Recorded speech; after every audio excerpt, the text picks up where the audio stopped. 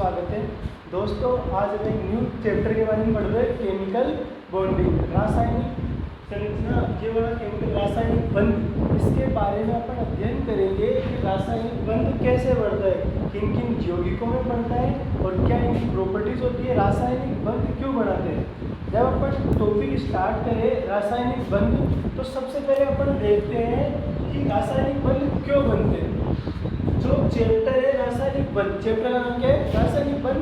तो स्टार्ट करने से पहले अपन उससे क्वेश्चन पूछते हैं, इसी चैप्टर से क्वेश्चन पूछते हैं कि रासायनिक बंध तो देख लिया, ये बनते क्यों है। तो अपन बढ़ने के बारे में चर्चा करते हैं, क्यों बनते हैं। देखो ये वाला है हाइड्रोजन का परमाणु, किसका परमाणु, हाइड्रोजन का परमाणु। एक यहाँ पर है क्लोरीन का परमाणु, किसका परमाणु, क्लोरीन का परमाणु।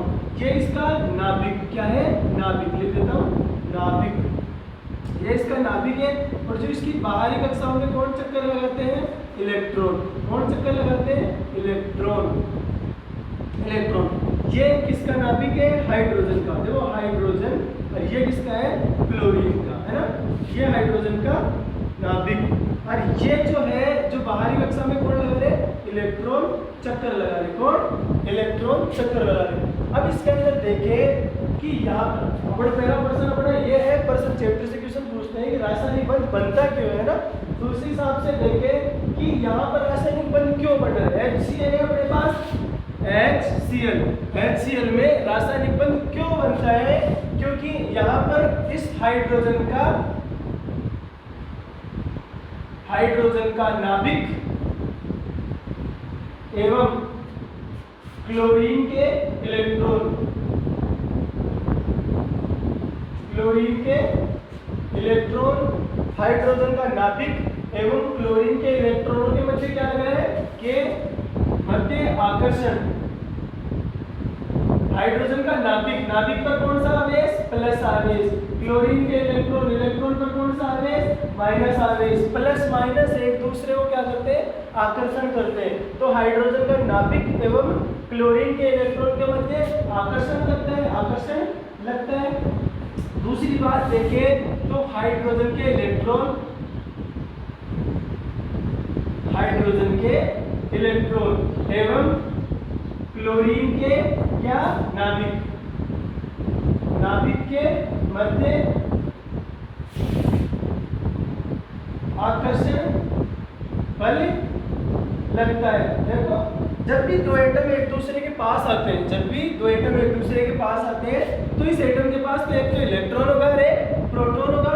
सेम टू सेम जो नेक्स्ट एटम है अपना, जो दूसरा एटम, उसके पास भी इलेक्ट्रॉन और प्रोटॉन होते हैं। ये जो नाभिक है इसका, इस तत्व का नाभिक इसके इलेक्ट्रॉनों को अपनी ओर आकर्षित करेगा, इसके इलेक्ट्रॉनों को अपनी ओर आकर्षित करेगा। और ये जो बड़ा इसका इलेक्ट्रॉन है, इसके नाभिक को अपनी ओर आकर्षित करेंगे। तो दोनों एक दूसरे को आकर्षित करेंगे, आकर मिल जाएंगे। तो किसका निर्माण होगा, रासायनिक बंध का। अब आकर्षण से ऊर्जा क्या होती है, मुक्त होती है। आकर्षण होता है जब भी दो नाभिक और इलेक्ट्रॉन या फिर इलेक्ट्रॉन और नाभिक, इसके मध्य क्या होती है, ऊर्जा मुक्त होती है। देखो नेक्स्ट टॉपिक देखते हैं। आकर्षण से क्या होती है, आकर्षण से ऊर्जा मुक्त होती है। आकर्षण से क्या होती है, ऊर्जा मुक्त होती है। अब वो कौन कौन सी ऊर्जा मुक्त होती है, देखते हैं। आकर्षण से ऊर्जा मुक्त होती है तो उसमें देखिए, अगर इसके अंदर अधिक ऊर्जा निकले ना, आकर्षण से ऊर्जा मुक्त क्यों होती है। पहले तो ये चीज समझो, अपन ने इलेक्ट्रॉन बंधुता पढ़ा था, इलेक्ट्रॉन बंधुता पढ़ा था। उसके अंदर क्या देखा था कि कोई भी इलेक्ट्रॉन किसी भी परमाणु के अंदर अपन डालते हैं, बाहरी इलेक्ट्रॉन जब बंध बनाता है, इलेक्ट्रॉन यहाँ पर डालते हैं इसके बाहरी कक्षक के अंदर, आउटरमोस्ट सेल के अंदर। तो यहाँ पर अपने को ऊर्जा प्राप्त होती है ना, ऊर्जा बाहर निकलती है किनके कारण, इन इलेक्ट्रॉनों के प्रतिकर्षण के कारण। अब ये इलेक्ट्रॉनों के प्रतिकर्षण के कारण अगर अधिक ऊर्जा निकलेगी तो क्या होगा, कम स्थायी होगा। अगर कोई तत्व बन रहा है, H और Cl बन रहा है, अगर ऊर्जा अधिक निकले तो तत्व क्या होगा, कम स्थायी होगा। अगर कम ऊर्जा निकले, कम ऊर्जा निकले तो क्या होगा, तत्व अधिक स्थायी होगा। तत्व में क्या होगा, अधिक स्थायी होगा। ये चीज समझ में आई कि रासायनिक बंध बढ़ते क्यों है। ये देख लिया अपन ने कि रासायनिक बंध बढ़ते क्यों है, क्योंकि यहाँ पर जैसे ही दो नाभिक एक दूसरे के पास आए, जैसे ही दो नाभिक एक दूसरे के पास आए तो हाइड्रोजन का नाभिक पर क्लोरीन के इलेक्ट्रॉन के मध्य क्या लगता है, आकर्षण। हाइड्रोजन के इलेक्ट्रॉन और क्लोरीन के नाभिक के मध्य क्या लगता है, आकर्षण बल लगता है। अब आकर्षण से क्या होती है, ऊर्जा मुक्त होती है। जब भी आकर्षण और प्रतिकर्षण होगा, इसके कारण क्या होगी, ऊर्जा मुक्त होगी। ऊर्जा मुक्त होगी क्यों, क्योंकि यहाँ पर जो एक दूसरे के पहला प्लस प्लस, जैसे कि बात करें अपन, इसका नाभिक और इसका नाभिक जब एक दूसरे के पास आएंगे तो नाभिक में प्रतिकर्षण बल भी लगेगा, इसके इलेक्ट्रॉन और इसके इलेक्ट्रॉन के मध्य प्रतिकर्षण बल भी लगेगा। अगर आकर्षण से ऊर्जा मुक्त होती है, अगर अधिक ऊर्जा निकले तो कैसा होगा, कम स्थायी। अगर कम ऊर्जा निकले तो अपना जो परमाणु जो बढ़ता है, यौगिक बढ़ता है, वो क्या होगा, अधिक स्थायी होगा। दूसरी अपन बात करें, ये देख लिया कि रासायनिक बंध क्यों बढ़ते हैं, क्यों बनते अपन ने देखा, अपना स्थायित्व प्राप्त करने के लिए। दूसरे क्वेश्चन बनाए थे, रासायनिक बंध क्यों बनते हैं, रासायनिक बंध क्यों बढ़ते हैं, इसके बारे में अपन चर्चा कर रहे हैं कि रासायनिक बंध क्यों बढ़ते हैं। पहला तो है अपना स्थायित्व प्राप्त करने के लिए। मतलब क्या होता है, कोई भी परमाणु एक दूसरे के साथ मिलकर स्थायित्व को प्राप्त कर ले, कोई भी मुक्त अवस्था में रहना नहीं चाहता। स्थायित्व प्राप्त कर लिया, स्थायित्व प्राप्त करने के बाद में स्थायित्व कैसे प्राप्त करेंगे, जो अपना इलेक्ट्रॉनिक विन्यास है उसको अक्रिय गैस की तरह बनाए रखना चाहते हैं। किसको, इलेक्ट्रॉनिक विन्यास अक्रिय गैस की भांति बनाना चाहते हैं।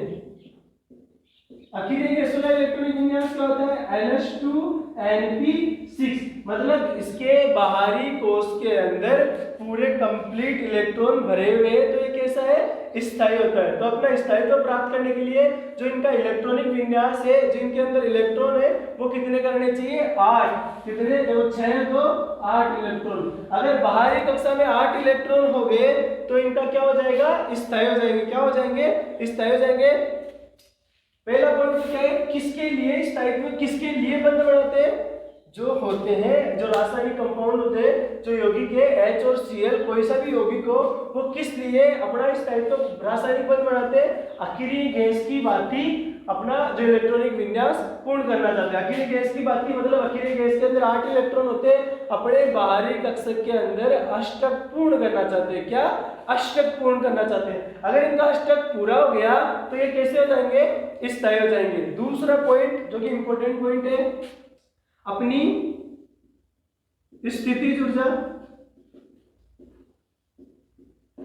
को कम करने के लिए, अपनी स्थितिज ऊर्जा को क्या करने के लिए, कम करने के लिए, ये स्थितिज ऊर्जा के बारे में अपन बात करते आगे। यहां तक समझ में आ गया होगा कि रासायनिक बंध कैसे बढ़ते हैं, कैसे बढ़ते हैं। इसका इलेक्ट्रॉन और इसका नाभिक, इसका नाभिक और इसके इलेक्ट्रॉन एक दूसरे को अपनी ओर आकर्षित करेंगे। आकर्षित करने के बाद में ये चाहेंगे कि इसके अंदर लास्ट कोष के, देखो इसके कोष के अंदर एक ही इलेक्ट्रॉन है, ये अपना अष्टक पूरा करना चाहता है। अष्टक तो नहीं तो इसके इलेक्ट्रॉन, इसका पहली कक्षा ही एक ही कक्षा है, एक कक्षा में 2 अधिकतम इलेक्ट्रॉन आ सकते हैं, तो 2 तो पूरा करना चाहेगा, तो एक दूसरे से साझेदारी करेंगे। साझेदारी के पश्चात इसका क्या हो जाएगा, स्थायी हो जाएगा। क्या हो जाएगा, यौगिक स्थायी हो जाएगा। स्थायित्व प्राप्त करने के लिए कोई भी यौगिक, कोई भी तत्व क्या करते हैं, रासायनिक बंध का निर्माण करते हैं। दूसरा पॉइंट है, अपनी स्थितिज ऊर्जा को कम करने के लिए रासायनिक बंध बनाया जाता है। अब दूसरी बात करते हैं स्थितिज ऊर्जा के बारे में। देखो स्थितिज ऊर्जा के बारे में देखते हैं, तो उससे पहले मैं आपको एक चीज बता देता हूं। जैसे कि 2 तत्व है, एक ये वाला, एक ये वाला। इसका नाभिक इस तत्व का ये रहा, इसका नाभिक ये रहा। इसके और इसके मध्य की दूरी है ना, इस R को क्या बोलेंगे अपन, बंध की लंबाई। बंध लंबाई क्या बोलेंगे इसको, बंध की लंबाई, बंद लंबाई बोलते हैं इसको, आर नोट से डिनोट कर दिया अपन ने, है ना, आर नोट से डिनोट कर दिया, आर नोट को प्रदर्शित करने के लिए अभी देखेंगे ग्राफ बना के समझते हैं। देखो स्थितिज ऊर्जा एवं बंद लंबाई के मध्य ग्राफ, परमाणु त्रिज्या के मध्य, परमाणु त्रिज्या के मध्य ग्राफ, स्थितिज ऊर्जा एवं परमाणु त्रिज्या के मध्य ग्राफ देखते हैं। अब परमाणु त्रिज्या स्थितिज ऊर्जा आपको बताता हूं मैं, देखो एक ग्राफ बनाता हूं आपके सामने, इधर है स्थितिज ऊर्जा, स्थितिज ऊर्जा, इधर है परमाणु त्रिज्या।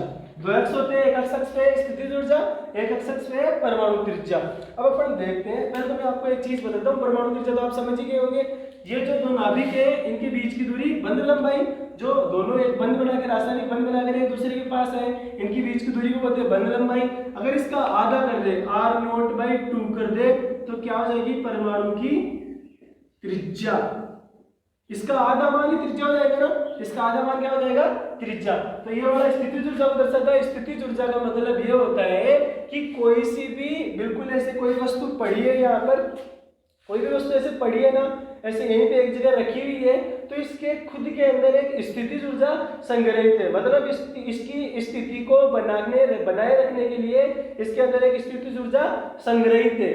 स्थितिज ऊर्जा खुद वस्तु की स्थिति को बनाए रखती है। दूसरी एक और ऊर्जा का नाम सुना होगा आपने, गतिज ऊर्जा। गतिज ऊर्जा क्या होती है, वो किसी भी गतिशील वस्तु के अंदर पाई जाती है, उसकी गतिशील अवस्था को बनाए रखती है, और स्थितिज ऊर्जा उसकी स्थितिज मतलब स्थिति को बनाए रखती है। अब क्या परमाणु स्थायी होगा, स्थायी होने के बाद में अपनी स्थिति बनाए रहेगा, तो इसकी स्थितिज ऊर्जा और परमाणु त्रिज्या के मध्य ग्राफ बनाकर समझते हैं कि यहां से देखो आप परमाणु त्रिज्या, जैसे जैसे परमाणु नाभिक के पास आता जाएगा, जैसे जैसे परमाणु नाभिक के पास आता जाएगा, स्थितिज ऊर्जा का मान बढ़ेगा। देखो यहां से आ रहा है, यहां से लेकर यहां तक आ रहा है, तो परमाणु त्रिज्या का मान धीरे धीरे घट रहा है, इधर बढ़ रहा है तो इधर घट रहा है, इधर से यहां से स्टार्ट हो रहा है, यहां से आ रहे हैं परमाणु कोई भी, तो नाभिक के पास आ रहा है, तो पहले तो क्या हो रहा है, इसका परमाणु त्रिज्या का मान घटता चला जा रहा है। जैसे ही यहां पे आ गया, यहां पे आ गया, देखो यहां से लेकर यहां तक की दूरी क्या है, r0। r0 को अपन ने क्या बोला था, बंद की लंबाई। अब ये एक दूसरे के ज्यादा पास आएंगे तो इनमें क्या होगा, प्रतिकर्षण, क्या होने लग जाएगा, प्रतिकर्षण। अभी मैंने बताया कि कोई भी तत्व है, स्थितिज ऊर्जा किसे कहते हैं, अगर स्थितिज ऊर्जा मिनिमम है, स्थितिज ऊर्जा उसकी कम है, तो अपनी स्थिति को यहाँ पर बनाए रखेगा, कहीं पे भी हिलेगा डुलेगा नहीं, मतलब एक जगह स्थित रहेगा। अगर इसकी स्थितिज ऊर्जा गतिज ऊर्जा में बदल जाए तो यह तत्व यहाँ से दूर भगने लग जाएगा। अब जैसे जैसे इस बंद लंबाई के करीब नाभिक और अंदर आ गए, तो इन नाभिक में, इस वाले नाभिक में क्या होने लग जाएगा, प्रतिकर्षण होने लग जाएगा, प्रतिकर्षण होने लग जाएगा। तो प्रतिकर्षण के कारण इनकी स्थितिज ऊर्जा बढ़ती चली जाती है। तभी तो यहां से लेकर इधर आ रहे हैं, देख लो यहां से लेकर इधर आ रहे हैं, तो क्या हो रहा है अपने पास, पहले तो परमाणु त्रिज्या घट रही थी, अब धीरे घटती घटती घटती इतनी कम हो गई। अब घटने के बाद में इस वाले वैल्यू से थोड़ा ज्यादा आ गए, ज्यादा आने के बाद में इसका बंद लंबाई है, बंद लंबाई क्या हो गई, थोड़ा पास आ गई, तो इनके बीच में प्रतिकर्षण होने लग जाएगा। प्रतिकर्षण के कारण इसकी स्थितिज ऊर्जा बढ़ती चली जाएगी, स्थितिज ऊर्जा बढ़ गई है ना, इसलिए ये वाला किसके मध्य ग्राफ है, स्थितिज ऊर्जा वर्सेज, स्थितिज ऊर्जा वर्सेज परमाणु त्रिज्या के मध्य ग्राफ, स्थितिज ऊर्जा और परमाणु त्रिज्या के मध्य ग्राफ, है ना, एक दूसरे के विरोधी। मतलब जैसे जैसे परमाणु त्रिज्या घटती चली जाएगी, एक समय आएगा कि मिनिमम घट जाएगी, दोनों एक दूसरे के पास आ गए। पहले तो क्या था, एक एटम यहाँ पे था, एक एटम यहाँ पे था, एक एटम यहाँ पे था, ये इसका नाभिक, ये इसका नाभिक, है ना, दोनों एटम एक दूसरे से दूर थे, तो फिर एक दूसरे के पास आने लगे। पास कैसे आए, इसका नाभिक और इसके इलेक्ट्रॉन एक दूसरे को क्या कर रहे हैं, आकर्षित कर रहे हैं। धीरे धीरे जब एक दूसरे के पास आने लग जाएंगे, तो यहाँ पर दूसरी स्थिति है, ये वाला नाभिक और ये वाला इलेक्ट्रॉन जैसे जैसे एक दूसरे के पास आए, बंद बना लिया, दोनों ने पास धीरे धीरे आते हुए एक बंद बना लिया। बंद बनाने के बाद में अगर इनको और नजदीक लेके आए, इस बंद लंबाई है ना इन दोनों के, ये वाली r0 इससे और पास में लेके आए तो अब क्या होगा, जो इसका नाभिक है ना, ये नाभिक इसके थोड़ा और नजदीक आता चला जाएगा। ये नाभिक है, ये अभी ये पास में आता चला जाएगा, तो पास में आएगा तो प्लस प्लस में क्या होगा, प्रतिकर्षण होगा। तो प्रतिकर्षण के कारण इसकी स्थितिज ऊर्जा बढ़ती चली जाती है। समझ में आया स्थितिज ऊर्जा क्यों बढ़ती चली जा रही है? पहले तो क्या थे, दोनों नाभिक एक दूसरे से दूर थे, दूर होने के बाद में धीरे धीरे कम होती गई, कम होती गई, कम होने के बाद में एक स्थिति ऐसी आ गई कि दोनों परमाणु एक दूसरे के क्या हो गए, पास हो गए। तो पास होने की वजह से इनमें स्थितिज ऊर्जा बढ़ जाएगी, प्रतिकर्षण बढ़ जाएगा, इसीलिए इसकी स्थितिज ऊर्जा बढ़ जाती है। समझ में आ गया है ना? नेक्स्ट वाला देखते हैं।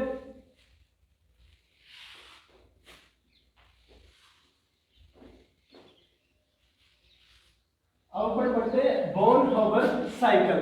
दूसरा टॉपिक पढ़ते हैं born Haber cycle. Born Haber चक्कर या बॉर्न हॉबर प्रक्रम भी पढ़ते हैं।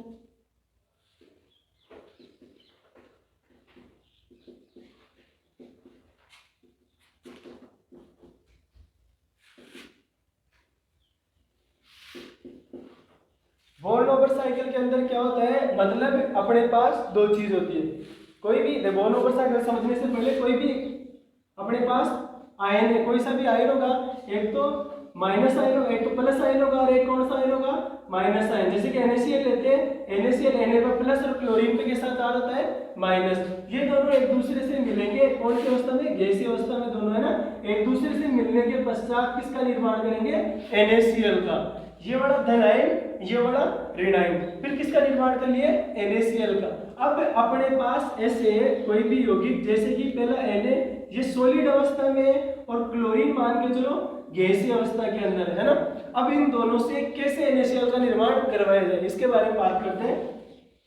एक आयनिक यौगिक का निर्माण करना है, NaCl का निर्माण। तो क्वेश्चन है अपने पास, NaCl का निर्माण कैसे करते हैं। NaCl एक आयनिक यौगिक है, इसका निर्माण कैसे करते हैं। इसका निर्माण कैसे करेंगे अपन, जैसे कि Na अपने पास ये कौन सी अवस्था में, सॉलिड अवस्था में है ना।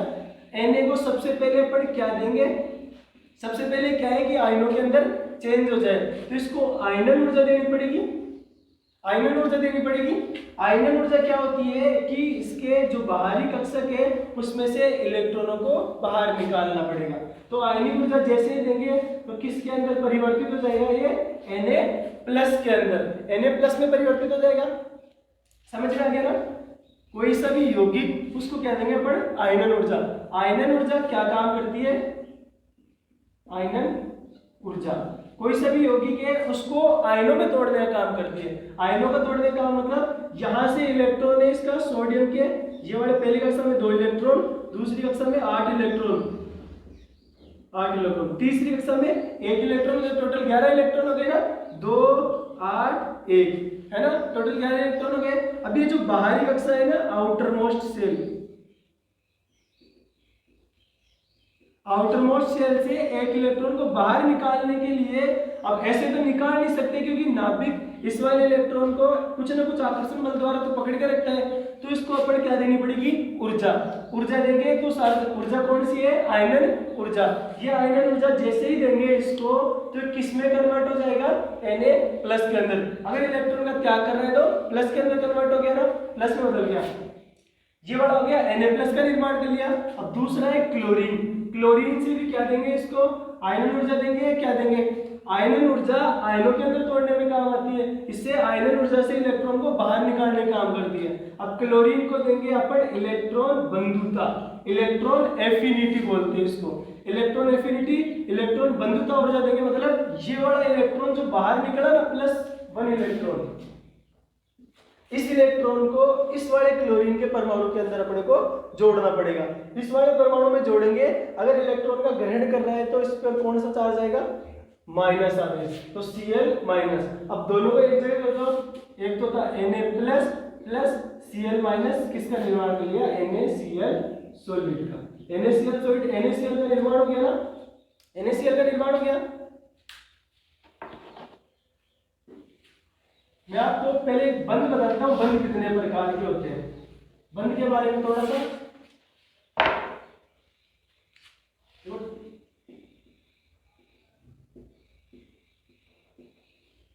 कितने प्रकार के होते हैं? एक तो होता है मजबूत बंध, और दूसरा कौन सा होता है? कमजोर बंध।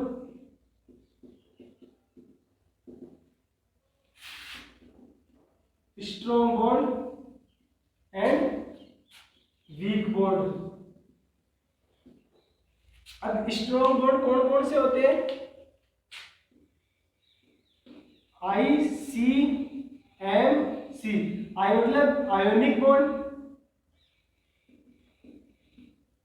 आयनिक बंध है ना, आयनिक बंध। दूसरा है IC के अंदर कोवलेंट बॉन्ड,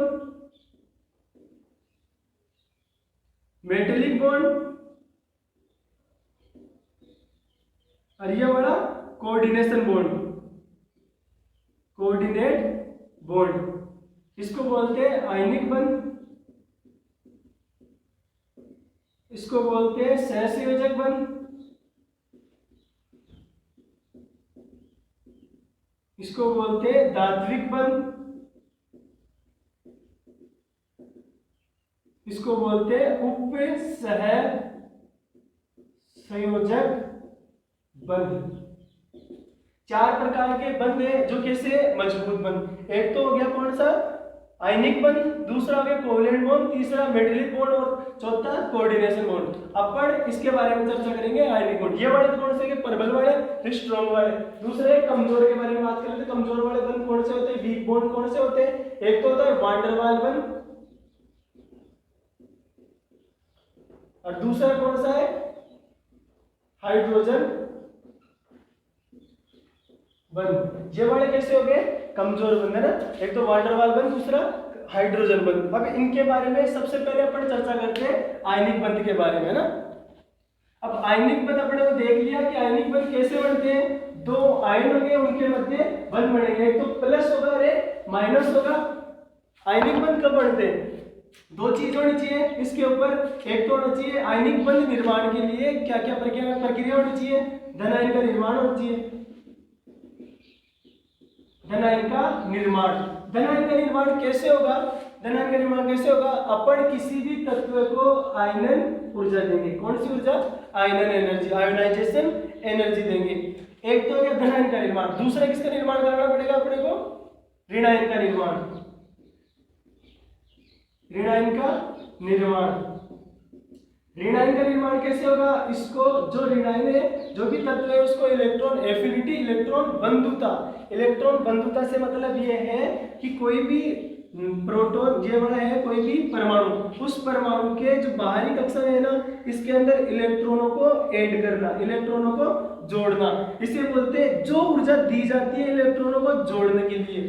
क्योंकि अगर अपन बात करें सोडियम में क्लोरीन की बात करें, क्लोरीन के लास्ट सेल के अंदर 7 इलेक्ट्रॉन होते हैं ना, 1 2 3 4 5 6 7। अब इसके अंदर जो इसके क्लोरीन होता है, क्लोरीन 17 परमाणु क्रमांक, इसके अंदर 17 इलेक्ट्रॉन और 17 प्रोटॉन। 17 इलेक्ट्रॉन 17 प्रोटॉन, टोटल आवेश कितना हो गया इनका? 0 हो गया ना, न्यूट्रल हो गए, न्यूट्रल हो गए टोटल, प्लस और माइनस 0। अभी उदासीन अवस्था में। अब इसको क्या करेंगे अपन? बाहर से इलेक्ट्रॉन देंगे। अब बाहर से इलेक्ट्रॉन तो नाभिक तो अपनी ओर आकर्षित करना चाहेगा, लेकिन जो बाहरी कक्षा में इलेक्ट्रॉन उपस्थित है वो इसको क्या करेंगे? प्रतिकर्षित। क्योंकि सेम चार्ज ऑलवेज रिपेल करते हैं ना, सेम चार्ज प्रतिकर्षित करते हैं, तो दोनों चार्ज एक दूसरे को प्रतिकर्षित करेंगे। तो अपन ऐसे तो जो इलेक्ट्रॉन ऐड नहीं कर सकते, तो कुछ ना कुछ एनर्जी देनी पड़ेगी। उस एनर्जी को क्या बोलते हैं? इलेक्ट्रॉन एफिनिटी, इलेक्ट्रॉन बंधुता। इलेक्ट्रॉन को जोड़ने के लिए जो मिनिमम ऊर्जा दी जाती है उसे बोलती है इलेक्ट्रॉन बंधुता, इलेक्ट्रॉन एफिनिटी। अब इससे क्या कर दिया? इसके अंदर इलेक्ट्रॉन को जोड़ दिया, अंदर जोड़ दिया इसके अंदर इलेक्ट्रॉन, तो किसका निर्माण हो गया? ऋण आयन का निर्माण। तो इसके लिए ऋण आयन का निर्माण करने के लिए अपने को क्या देनी पड़ेगी? इलेक्ट्रॉन एफिनिटी, इलेक्ट्रॉन बंधुता। और धन आयन का निर्माण करने के लिए आयोनाइजेशन एनर्जी। धन आयन का निर्माण आवर्त सारणी में कौन करता है? धातु। इलेक्ट्रॉन का त्याग कौन करता है? आवर्त सारणी में धातु इलेक्ट्रॉन का त्याग करती है। और ऋण आयन का निर्माण कौन करेगा? अधातु। ये समझ में आ रहा है भाई? धन आयन का निर्माण कौन? जो भी इलेक्ट्रॉन को लूज करता है, इलेक्ट्रॉन त्यागता है, वो पूरी आवर्त सारणी के अंदर धातुएं करती है। जो ऋण आयन कौन निर्माण करता है आवर्त सारणी के अंदर? कौन करती है? अधातुएं। अगर धातु को चेक करना हो अपने को मेटल, धातु बोलते हैं, मेटल बोलते हैं, इसको बोलते हैं नॉन मेटल। एक होती है मेटल और एक होती है नॉन मेटल। मेटल कौन सी होती है पूरी आउटसाइड में, जिसके भी लास्ट में ईएम लगा हुआ होता है, वो होती है धातुएं, जैसे कि लिथियम, सोडियम, पोटेशियम। लास्ट के अंदर जिसके ईएम आ गया ना जनरली, वो कैसी होगी? धातुएं। अगर इसके अलावा दूसरा आ गया वो कैसी होगी? अधातुएं। जैसे देखकर अपन नाम बोलेंगे, उच्चारण करेंगे तो उससे पता लग जाएगी अपना कौन सा। देख के फिर चेक करना उसकी प्रॉपर्टी कि ये इलेक्ट्रॉनों को ग्रहण कर रहा है या त्याग कर रहा है। अगर लास्ट में ईएम जुड़ गया ना तो वो कौन से होंगे? सारे के सारे धातु, रुबेडियम, सीजियम, फ्रेंसियम, ये सारे एस ब्लॉक के सारे धातु है। Beryllium, magnesium, aluminium. जैसे लास्ट में ईएम आ गया तो चेक करके पता लग जाएगा कैसी है धातु। अगर दिया हुआ भी नहीं है कोई सा भी यौगिक, जैसे कि अपन ने मान लिया HCl है ना, हाइड्रोजन क्लोराइड, इसमें NaCl आ गया, NaCl अपने को H प्लस के रूप में, क्योंकि एक इलेक्ट्रॉन है तो प्लस। अब इसमें सोडियम, लास्ट में ये हमारा है ना, इसमें क्लोराइड। अगर अपने पास CHCl, CGM, लास्ट में CGM लग रहा है तो अपने को ये वाला धनायन होगा, ये वाला ऋणायन होगा। तो ये वाले कैसे आयनिक यौगिक में क्या बढ़ते हैं? ध्रुव बढ़ते हैं, दो पोल बढ़ते हैं, एक तो प्लस वाला और एक माइनस वाला, तभी आयनिक बल बनता है। तो धनायन का निर्माण करने के लिए सबसे पहले तो अपन उसको आयनन ऊर्जा देनी पड़ेगी। आयनन ऊर्जा, अब कौन धनायन का निर्माण कौन करता है? वो धातुएं करती है। ऋणायन का निर्माण करवाने के लिए अपने को इलेक्ट्रॉन एफिनिटी या इलेक्ट्रॉन बंधुता देनी पड़ेगी, इलेक्ट्रॉन एफिनिटी ऊर्जा देनी पड़ेगी, एनर्जी। वो किसका निर्माण, वो कौन करता है? अधातु। अब इन दोनों को मिक्स करेंगे, एक अपने को कंपाउंड प्राप्त हो जाएगा, है ना। अब एक और चीज बात करें, इंपॉर्टेंट बात वो होती है कि धनायन का निर्माण करवाने के लिए, धनायन के निर्माण के लिए उसकी क्या होनी चाहिए? आयनन ऊर्जा। तो क्या होनी चाहिए? आयनन ऊर्जा कम होनी चाहिए, आयनिक ऊर्जा कम होनी चाहिए। आयनिक ऊर्जा कम होगी, अभी बताऊंगा क्यों आयनिक ऊर्जा कम होनी चाहिए। और ऋणायन का निर्माण करवाने के लिए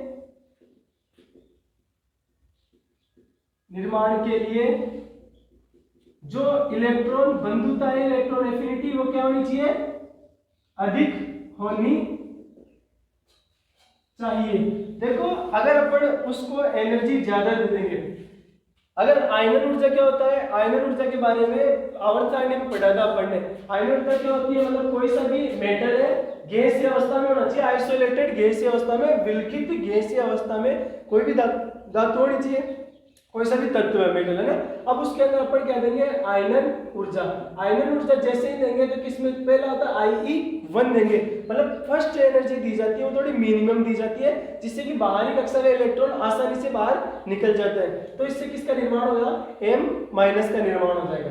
फिर बाद में उसको और एनर्जी देंगे IE2, आयनाइजेशन एनर्जी थोड़ी उससे ज्यादा देंगे तो M-2 में कन्वर्ट हो जाएगा, फिर और ज्यादा में M-3 में कन्वर्ट हो जाएगा। तो अपने को क्या एक सिंगल माइनस बनवाना है ना, तो सिंगल माइनस बनवाने के लिए अपने को आयनिक ऊर्जा कैसे देनी चाहिए? कम, कि एक इलेक्ट्रॉन बाहर जाते अपने को तो आयनिक यौगिक से मतलब है आयनिक यौगिक का निर्माण हो जाएगा। तो ये चीज इंपॉर्टेंट। धनायन के निर्माण के लिए आयनन ऊर्जा कैसी होनी चाहिए? कम होनी चाहिए। अधिक आयनन ऊर्जा देंगे तो दुगने तिगने में माइनस में चेंज हो जाएगा, इसलिए आयनिक ऊर्जा कम होनी चाहिए, आयनाइजेशन एनर्जी कम होनी चाहिए। और जो इलेक्ट्रॉन बंधुता, मतलब इलेक्ट्रॉनों को जोड़ने की शक्ति, जो ऊर्जा होती है वो क्या होनी चाहिए? अधिक होनी चाहिए। तभी अपने को कौन मिलेगा? एक यौगिक बन जाएगा, आयनिक यौगिक। ये सारे के सारे अपन किसमें पढ़ते? आयनिक बंध के अंदर, है ना। अब बात करते हैं बोन ओवर साइकिल की बात कर रहे थे। बोन ओवर साइकिल से कैसे आयनिक यौगिकों का निर्माण किया जाता है। एक चीज और बताता हूं, ये मजबूत बंध होता है, स्ट्रॉन्ग बॉन्ड,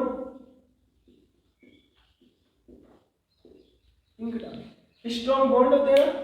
स्ट्रॉन्ग बॉन्डों में क्या होता है? जो ऊर्जा होती है इनकी ऊर्जा वो कितनी होती है? 200 से लेकर 400 किलो जूल प्रति मोल। जो बंद होते हैं स्ट्रॉन्ग बॉन्ड, उसके अंदर एनर्जी कितनी होती है? 200 से लेकर 400 किलो जूल प्रति मोल। और जो वीक बॉन्ड होते हैं ना, वीक बॉन्ड, उसके अंदर ऊर्जा कितनी होनी चाहिए? 2 से लेकर 40 किलो जूल प्रति मोल। ये ऊर्जा होती है। जो प्रबल बंध बढ़ेगा उसके लिए एनर्जी अपने को कितनी देनी पड़ेगी? 200 से लेकर 400 किलो जूल प्रति मोल। 200 में से 2 जीरो हटा दो, इसका 1 जीरो हटा दो। वीक बॉन्ड में 2 से लेकर 40 किलो जूल प्रति मोल एनर्जी की रिक्वायरमेंट अपने को पड़ेगी। ठीक, ये हमारी होगी कंप्लीट बात। इसके बाद में बात करते हैं बोन ओवर साइकिल से कैसे आयनिक यौगिकों का निर्माण करवाया जाता है।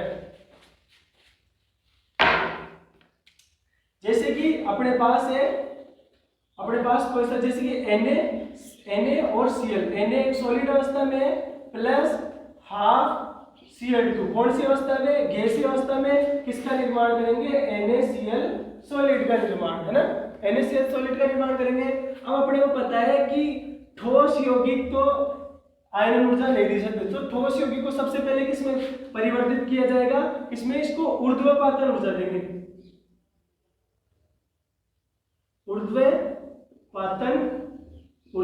ऊर्ध्वपातन ऊर्जा क्या होती है, किसी भी ठोस यौगिक को उसके गैसीय यौगिकों में परिवर्तित करने के लिए जो आवश्यक ऊर्जा होती है ना, उसे बोलते हैं सब्लिमेशन एनर्जी या बोलते हैं ऊर्ध्वपातन ऊर्जा, सब्लिमेशन एनर्जी या ऊर्ध्वपातन ऊर्जा। तो ये किस में चेंज हो जाएगा, Na गैसीय एटम के अंदर, सॉलिड था पहले तो किसमें कन्वर्ट किया, गैस के अंदर, गैस में परिवर्तित करने के बाद में अब क्या डायरेक्ट थोड़ी रिएक्शन करवाएंगे, अब इसको देंगे आयनन ऊर्जा, क्या देंगे, आयनाइजेशन एनर्जी। तो किस में कन्वर्ट हो जाएगा, Na+ के अंदर, Na+ में कन्वर्ट हो जाएगा। Na+ कौन सा एटम, गैसीय एटम, एक विलगित गैसीय निकाय होना चाहिए। अब इसके लिए बात करें तो पहले से अपने को पता है गैसीय अवस्था में है, तो इसको ऊर्ध्वपातन ऊर्जा देने की तो जरूरत नहीं है, तो इसको कौन सी ऊर्जा देंगे, इसका 1/2 Cl2, मतलब 2 क्लोरीन है, यहाँ पर 2 क्लोरीन है। अपने यौगिक के अंदर तो एक ही क्लोरीन आ रहा है, जो प्राप्त हो रहा है अनेक कंपाउंड्स में एक ही क्लोरीन आ रहा है, तो अपने क्या इसको तोड़ना पड़ेगा, तो इसको क्या करें, बंध वियोजन ऊर्जा, क्या करनी पड़ेगी, बंध वियोजन ऊर्जा। बंध वियोजन ऊर्जा से मतलब क्या है, दोनों क्लोरीनों के मध्य से बंध को तोड़ने के लिए जो ऊर्जा दी जाती है उसे बोलते हैं बंध वियोजन ऊर्जा, बंध वियोजन ऊर्जा। अब बंध वियोजन ऊर्जा से किसका निर्माण हो जाएगा, यहाँ पर Cl का, गैसीय अवस्था में तो है ही, बंध वियोजन ऊर्जा दी, बंध वियोजन ऊर्जा देने के बाद में किसमें प्राप्त हो गया अपने को, गैसीय अवस्था में, तो 2, क्योंकि 1/2 ही है ना, 1/2 कितने परमाणु है क्लोरीन के, 2 परमाणु, तो बंध वियोजन ऊर्जा कितने परमाणु की, 2 परमाणु की, तो बंध वियोजन ऊर्जा 2। इसको बोलते हैं बॉन्ड डिसोसिएशन एनर्जी या Bd/2 भी लिख सकते हैं अपन, इसको बोलते हैं है ना Bd/2।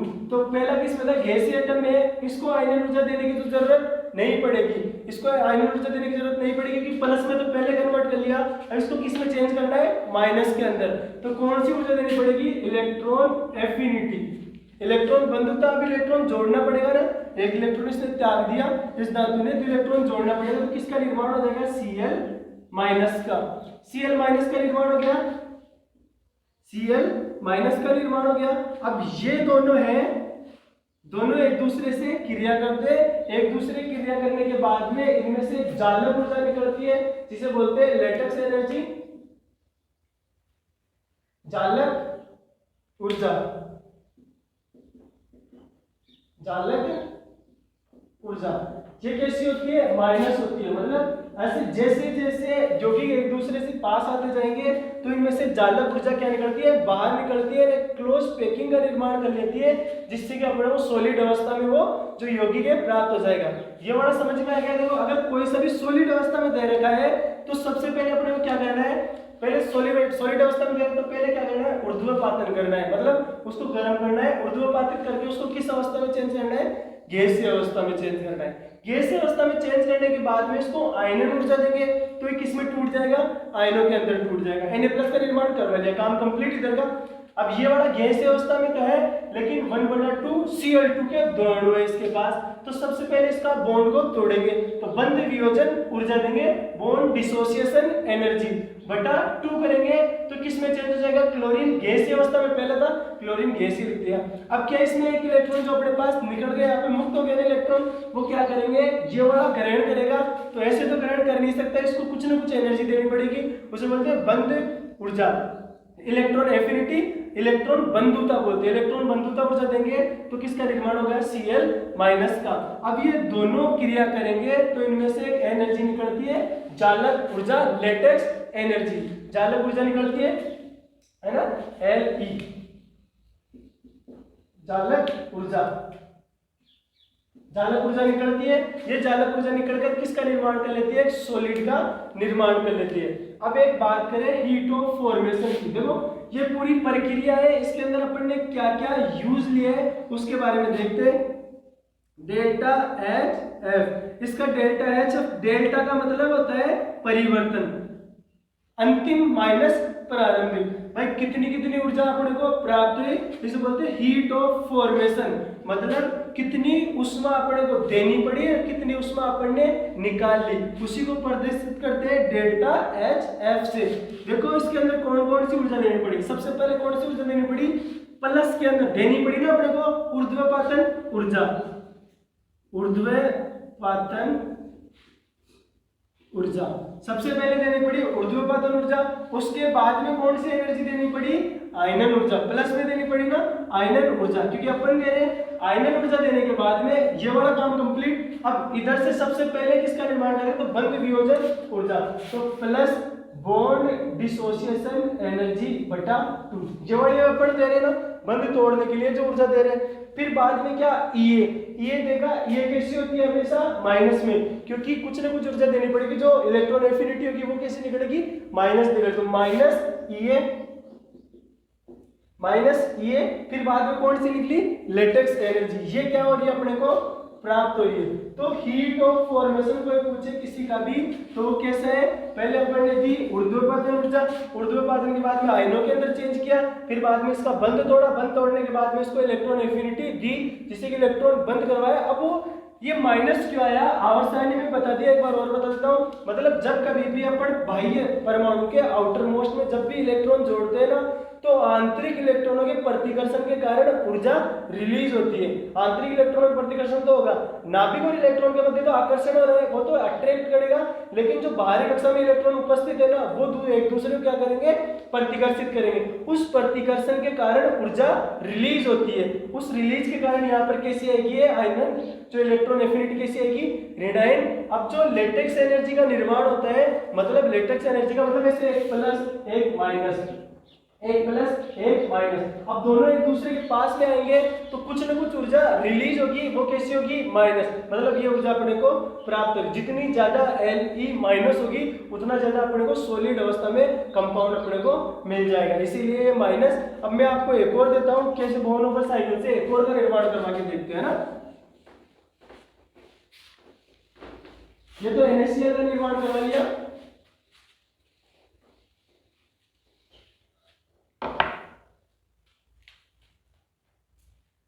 भाई बोन ओवर साइकिल से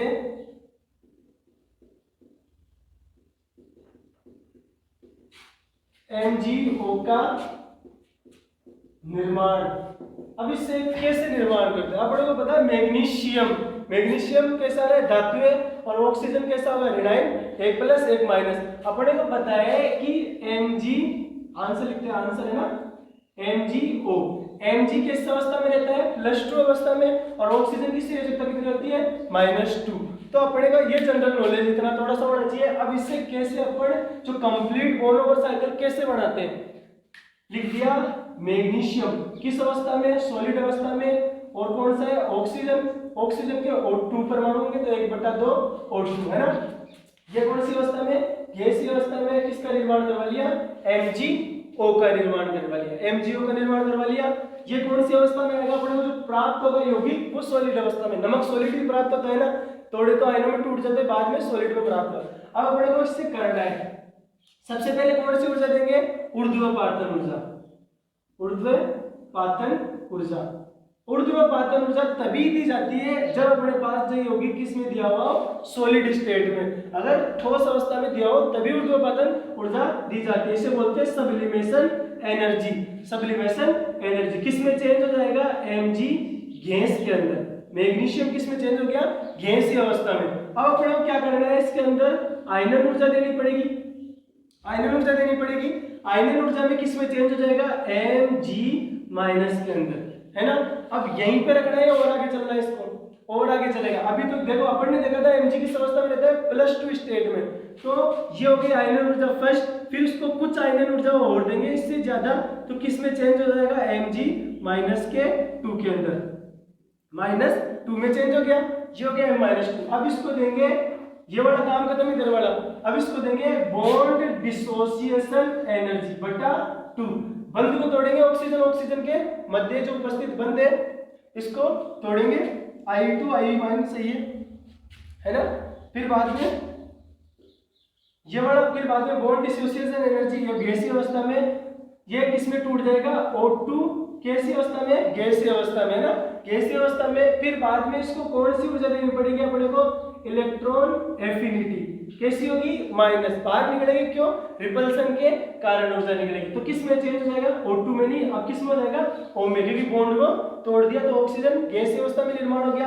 अब किस में हो जाएगा, O का माइनस के अंदर, कैसी अवस्था में, गैसीय अवस्था में। फिर इसको माइनस E(A)2 देंगे, ये वाले आयन इलेक्ट्रॉन एफिनिटी फर्स्ट जो किसमें, एक माइनस में, सॉरी एक प्लस के अंदर चेंज करेगी, ये वाले किसमें चेंज करेगी, इसको प्लस के अंदर। फिर बाद में कौन सा, ये वाला गलत हो गया थोड़ा सा, अगर आयनन ऊर्जा देंगे तो किसमें चेंज करेगा, प्लस के अंदर, ये वाला +2 का निर्माण करेंगे। फिर बाद में ये वाला देंगे तो ये किसका निर्माण करेगा, माइनस का।